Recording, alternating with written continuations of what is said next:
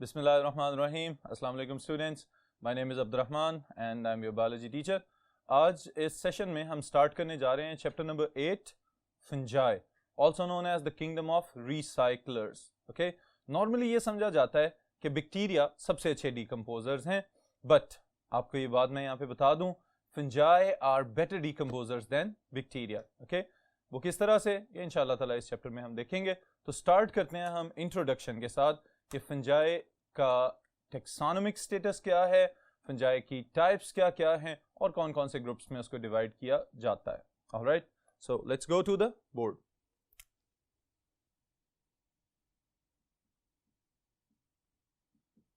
Ji students, number 1, fungi itself is a separate kingdom now. Okay, ये बाकी kingdoms से अलहदा एक नया किंगडम है according to the 5 kingdom system of Whittaker. Okay, what is the study of fungi known as? पहला सवाल, फंजाई की स्टडी जो है that is known as mycology. Okay, chapter number 7 में एक बात आपने पढ़ी होगी कि the study of algae is known as phycology. तो उसी की मुनासबत से मैं ये बात यहां पे आपको बता रहा हूं कि the study of fungi is known as mycology. Okay, इसकी स्टेटमेंट भी यहीं पे लिख लेते हैं इसके साथ, this is the study of fungi. जबकि वो साइंटिस्ट या इवन की जो स्टूडेंट्स स्टडी कर रहे होते हैं फंगस के स्ट्रक्चर को, उसके फंक्शंस को या किसी भी एस्पेक्ट को, they are known as mycologist.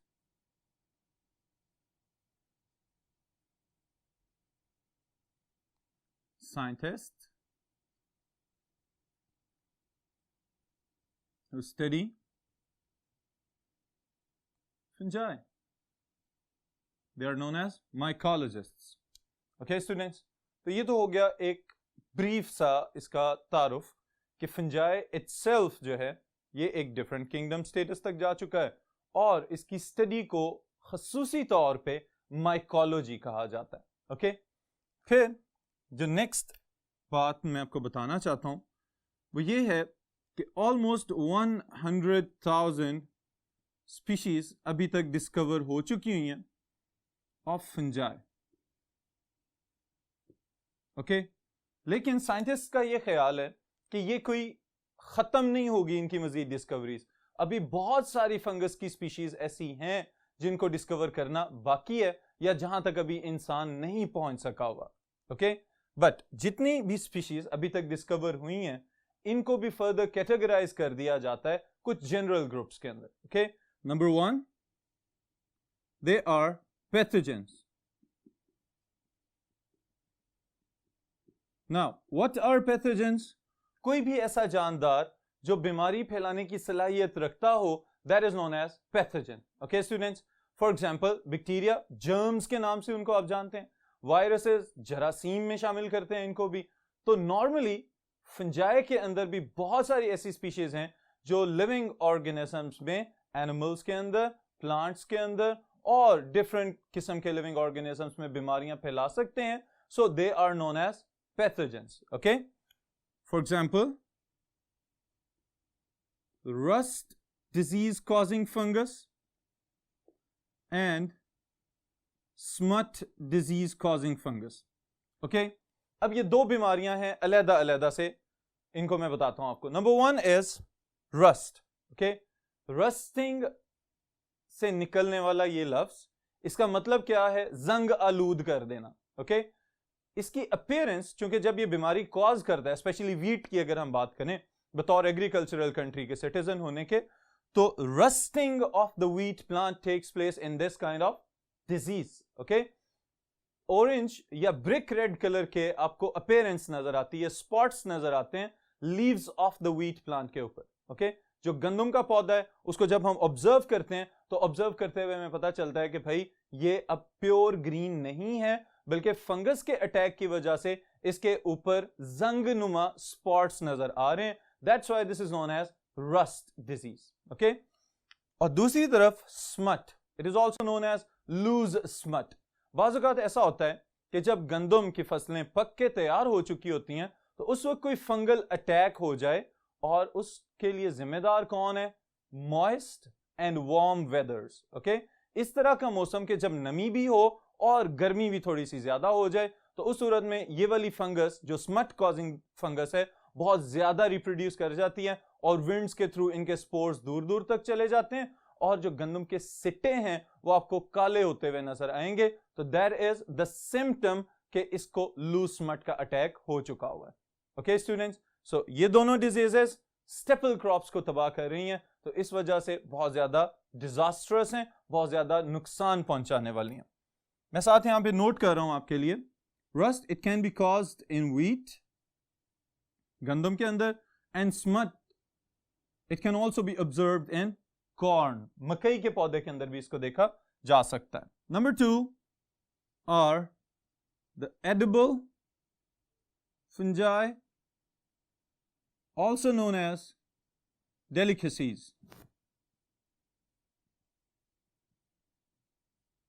Ji students, edible ऐसे फंजाई जो खाने के काबिल हैं। ओके, लेकिन साथ जो मैंने एक और लफ्ज बताया है, दिस इज समथिंग अमेजिंग। वो किस तरह से? डेलिकेसी के दो मुख्तलिफ मतलब मैं आपको बताता हूं। पहला मतलब तो ये है कि डेलिकेट से निकला है, कुछ ऐसी चीज जो सॉफ्ट है and it is easy to destroy. Okay, इसको आराम से खराब किया जा सकता है या तबाह किया जा सकता है, तोड़ा जा सकता है। But the other thing is कोई ऐसी चीज जो रेयरली अवेलेबल हो और उसको खाया भी जा सके, नायाब है और बहुत ज्यादा मिकदार में हमारे इर्द गिर्द नहीं पाई जाती। तो ये दोनों मतलब डेलिकेसीज में हम लोग फिट कर सकते हैं, ये इसके मीनिंग्स हैं। ओके, इसकी एग्जांपल्स में number 1 is truffles, and number 2 are morels, number 3 are mushrooms. पहले नंबर पे ट्रफल्स मैंने यहां पे लिखा है स्टूडेंट्स। ओके, अब ये एक स्पेसिफिक टाइप है फंगस की जो अंडरग्राउंड पाए जाते हैं, ट्यूबर्स की तरह के होते हैं। ये जैसे हम कह सकते हैं कि पोटैटो, जैसे आलू नजर आता है आपको, उसकी तरह की इनकी अपीयरेंस होती है, मॉर्फोलॉजी इसकी तरह की हो सकती है। But the thing is different countries में मखसूस किस्म के डॉग्स रखे जाते हैं जो कि स्निफ करके, सूंघ के ये बताते हैं कि जमीन के इस हिस्से में ये वाली फंगस ग्रो कर रही है, और इकोनॉमिकली भी इंपॉर्टेंट है, काफी महंगी सेल होती है। ओके, फिर the second thing is morels. Morels are also edible fungi. ये इस तरह की फंगस है कि जिसको पका के खाया जा सकता है, डिफरेंट किस्म की रेसिपीज में इस्तेमाल किया जा सकता है, और फिर उसके बाद प्रोटीन रिच कंपाउंड्स इसमें मौजूद हो सकते हैं। Then the third one, mushrooms.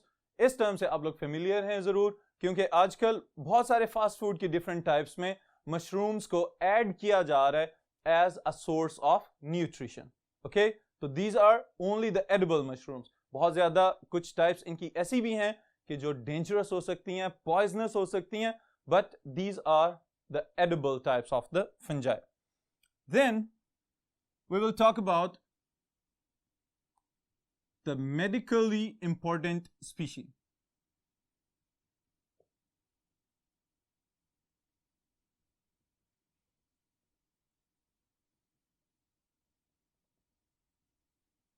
कुछ ऐसी फंजाई भी हैं कि जो स्टूडेंट्स इंपॉर्टेंट हैं किस पॉइंट ऑफ व्यू से, कि उन्होंने मेडिसिन में कंट्रीब्यूट किया हुआ है। ओके, और इसमें एक ही बेस्ट एग्जांपल मैं यहां पे शेयर कर रहा हूं आपके साथ, that is the first successful antibiotic, that was penicillin.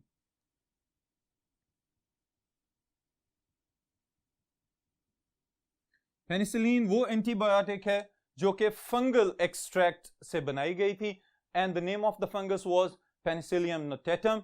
हमारे इर्द गिर्द जो रॉटन सिट्रस फ्रूट्स होते हैं उनके ऊपर ये वाली फंगस ग्रो करती हुई नजर आती है।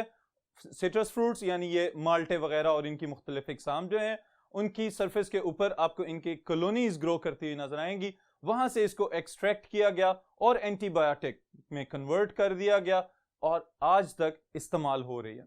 Okay, then we will talk about, it was basically number 3, third point था इंपॉर्टेंस का। Then is number 4, commercial importance.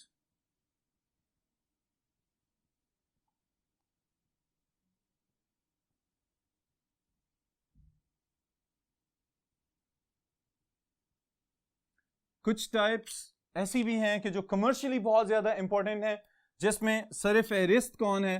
Yeast, जिसको हम खमीर बोलते हैं नॉर्मली। बहुत सारी बेकिंग प्रोडक्ट्स के अंदर, स्पेशली ये ब्रेड और बन्स और केक्स वगैरह, इनके अंदर यीस्ट को इस्तेमाल किया जाता है इसकी फर्मेंटिंग एबिलिटी की वजह से। ओके स्टूडेंट्स, और दूसरी तरफ एक और industry, the brewing industry, it is also using yeast. Okay, और उसके लिए भी बुनियादी वजह क्या है कि alcoholic fermentation that is done by this living organism, ये भी एक फंगस है। Okay, then students, the last point about the grouping of fungi is ecologically important group। और इसका जिक्र मैंने बिल्कुल स्टार्ट में किया था कि fungi are better decomposers than bacteria। Okay, तो ecological importance इनकी यही है कि they are decomposers। They are also known as molecular disassemblers।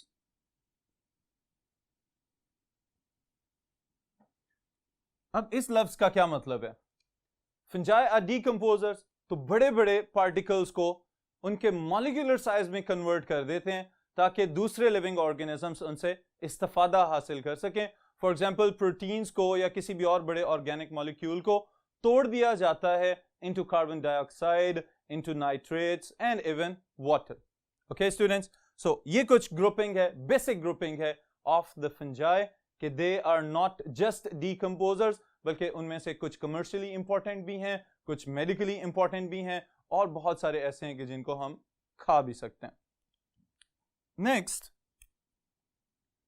I want to discuss the taxonomic status of fungi।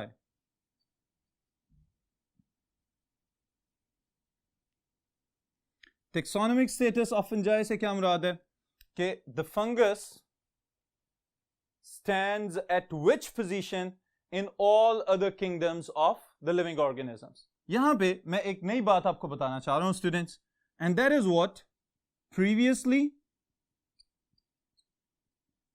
fungi were placed in kingdom Plantae। Okay, कुछ similarities की बुनियाद पे fungi को प्लांट्स के साथ रख दिया गया था, और वो सिमिलैरिटीज क्या क्या हैं? Number 1, having a cell wall,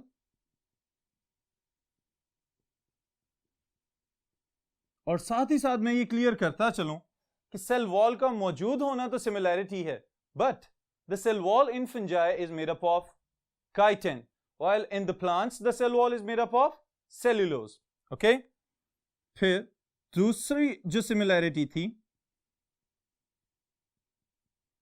the fungi they also lack centrioles in their cells। इनके पास भी सेंट्रियोल्स मौजूद नहीं है, और प्लांट सेल्स के अंदर भी सेंट्रियोल्स मौजूद नहीं होते। Number 3, they are non-motile।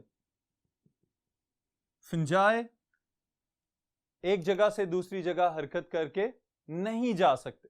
Okay, so that's why they are known as non motile. ये सिमिलैरिटीज थी जिनकी बुनियाद पे फंजाई को रख दिया गया with the plants, but later on ये पता चला कि ये सिमिलैरिटीज इसलिए काफी नहीं है कि फंजाई को प्लांट्स में शामिल कर दिया जाए। द प्लांट्स दे वर ऑटोट्रफ्स, अपनी खुराक खुद बना सकते हैं, while the fungi they are heterotrophs, ये अपनी खुराक खुद तैयार नहीं कर सकते। तो इन बुनियादी डिफरेंसेस की वजह से इसको सेपरेट किंगडम बना दिया गया, and that is kingdom fungi. Okay, इसके साथ ही साथ students, there are some similarities of fungi with animals.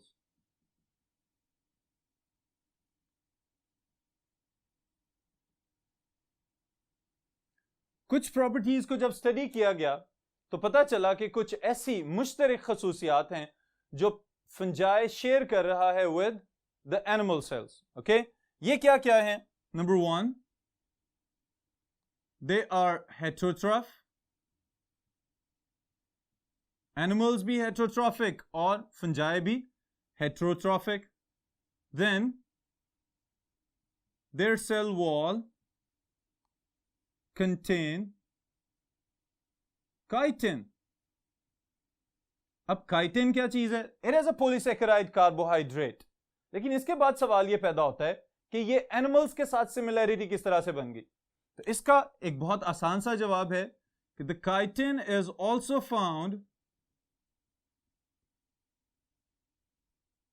it is also found in exoskeleton of insects or arthropods. Okay students, तो ये एक सिमिलैरिटी बन गई इसकी, और यही सिमिलैरिटी प्लांट से डिफरेंस का बायस भी बनी कि the cell wall in plants is made up of cellulose and cell wall in fungi is made up of chitin. Okay, तो ये सिमिलैरिटीज हैं with the animal cell. But later on इन similarities के अलावा भी कुछ डिफरेंसेस स्टडी किए गए. Differences between fungi and animal cells और सिंपली एनिमल्स. क्या क्या डिफरेंसेस हो सकते हैं? The first one is the fungi are absorptive heterotrophs.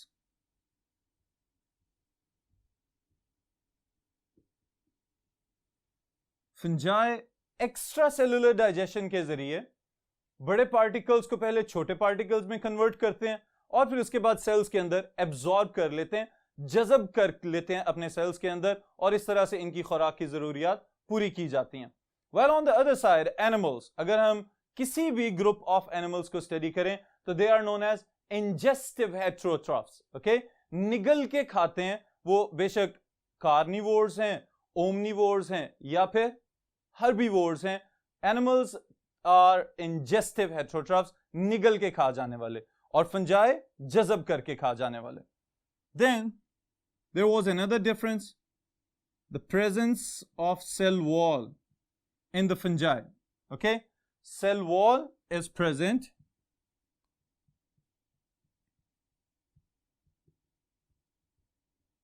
in fungi.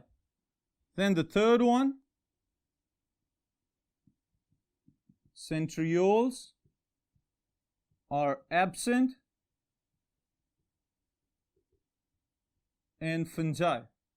Okay students, तो इन डिफरेंसेस की बुनियाद पे ये पता चला कि फंजाई को प्लांट्स में से निकाल के एनिमल्स में भी नहीं रखा जा सकता, so there should be something else. और जब मॉलिक्यूलर स्टडीज सामने आई तो पता चला कि the DNA of fungi does not match with any other group of living organisms. इनका जो जेनेटिक मटीरियल है वो भी बाकी सब के सब किंगडम्स के ऑर्गेनिज्म से मुख्तलिफ है, तो इनको एक अलहदा ग्रुप के अंदर रख दिया गया, and that is kingdom fungi, जो कि इनका अपना किंगडम ऑफ रिसाइक्लर्स कहलाता है. ओके स्टूडेंट्स, फिर इसके बाद एक बहुत इंपॉर्टेंट शॉर्ट क्वेश्चन मैं आपको बताने लगा हूं. That is the significance of fungi only, and this is known as nuclear mitosis. Okay, अब न्यूक्लियर माइटोसिस को खाली माइटोसिस क्यों नहीं कहा गया? इसके लिए स्टूडेंट्स आप इस बात का ख्याल रखेंगे कि this property of nuclear mitosis is only exhibited by this group, जो कि फंजाई के अंदर मौजूद है, तो इसी के लिए मखसूस कर दिया गया है ये लफ्ज nuclear mitosis. Okay, it is also known as closed mitosis, क्योंकि इसमें पूरा सेल इन्वॉल्व नहीं है, सिर्फ न्यूक्लियस इन्वॉल्व है, तो समटाइम्स ये भी कहा जाता है कि ये क्लोज्ड माइटोसिस है. अब इस प्रोसेस में क्या किया जाता है? Number 1, the nuclear envelope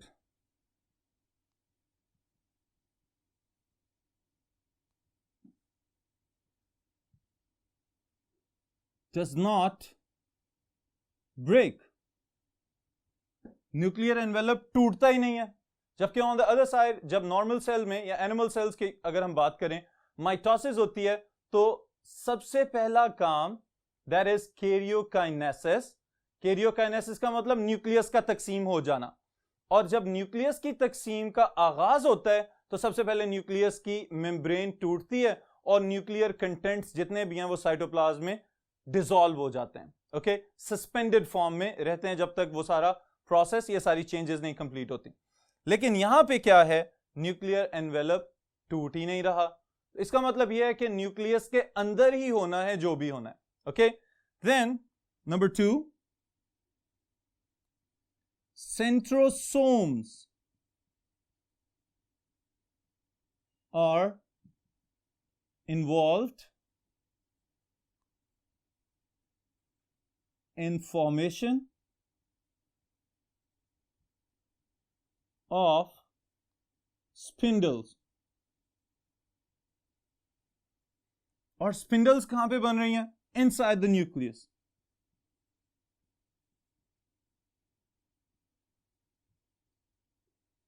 okay students, अब देखें, जब भी कोई माइटोसिस के थ्रू सेल डिवाइड होता है तो उस सूरत में तो सेंट्रियोल्स मौजूद होते हैं, they are outside the nuclear envelope, और वो मूव करके जाते हैं ऑपोजिट पोल्स पे. फिर उसके बाद स्पिंडल फाइबर्स बनाए जाते हैं, माइटोटिक अपरेटस बनाया जाता है. But in this case the centrosomes they are present attached to the nuclear envelope, जबकि कुछ बुक्स में यह भी लिखा गया है कि the centrosomes are embedded in the nuclear envelope that are involved in nuclear mitosis inside the fungus. Okay, fungi के अंदर, सेल्स के अंदर, साइटोप्लाज्म में सेंट्रोसोम्स मौजूद हैं जो कि न्यूक्लियर एनवेलप के साथ जुड़े हुए हैं और वही स्पिंडल फाइबर्स बना देते हैं, but not in the cytoplasm, inside the nucleoplasm. Okay, फिर उसके बाद क्या होता है? Genetic material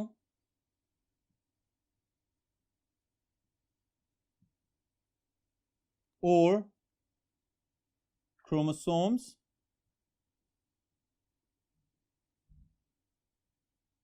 are equally distributed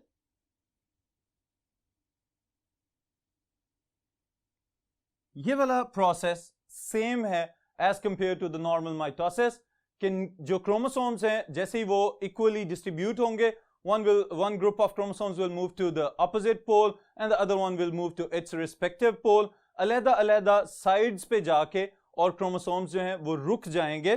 and then number 4, nuclear envelope constrict between the daughter chromosomes. वो क्रोमोसोम्स जो डिस्ट्रीब्यूट हो चुके हैं टुवर्ड्स देयर रिस्पेक्टिव पोल्स, जो न्यूक्लियर एनवेलप है वो आहिस्ता आहिस्ता कंस्ट्रिक्ट होना शुरू होगा और फिर क्या होगा, वो डिवाइड हो जाएगा into 2. Okay, one nucleus will be divided into 2. But यहां पे ये भी जरूरी नहीं है कि वो फौरी तौर पे ही तकसीम हो जाए. ओके, इसलिए ये कहा जाता है, नंबर 5, मैं इसको भी 5th पॉइंट बना रहा हूं यहां पे, nuclear envelope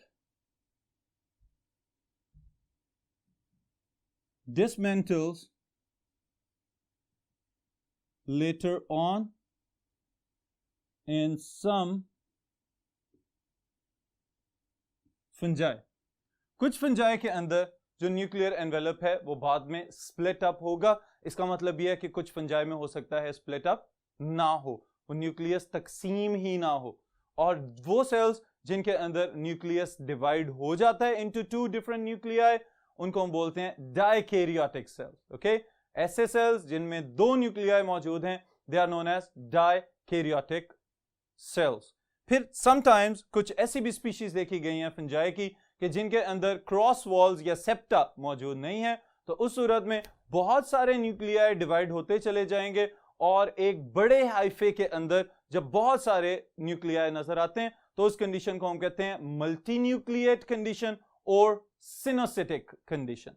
okay students, so ये खसूसियात हैं सिनोसिटिक होना, डाइकैरियोटिक होना. These are the properties of fungi.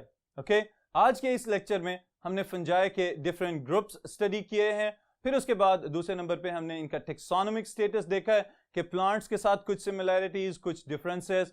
फिर इसी तरह से एनिमल सेल्स के साथ कुछ सिमिलैरिटीज, कुछ डिफरेंसेस. और एंड पे मैंने आपको ये न्यूक्लियर माइटोसिस थोड़ा सा बताया है. This is just a brief intro, but आपके पेपर के पॉइंट ऑफ व्यू से this is very important short question. Okay students, nuclear mitosis बहुत इंपॉर्टेंट शॉर्ट क्वेश्चन है. जो प्रीवियस डिफरेंसेस और सिमिलैरिटीज हैं, they can also be included in short questions. तो इनको प्रिपेयर करें ताकि आपकी तैयारी अच्छी हो सके.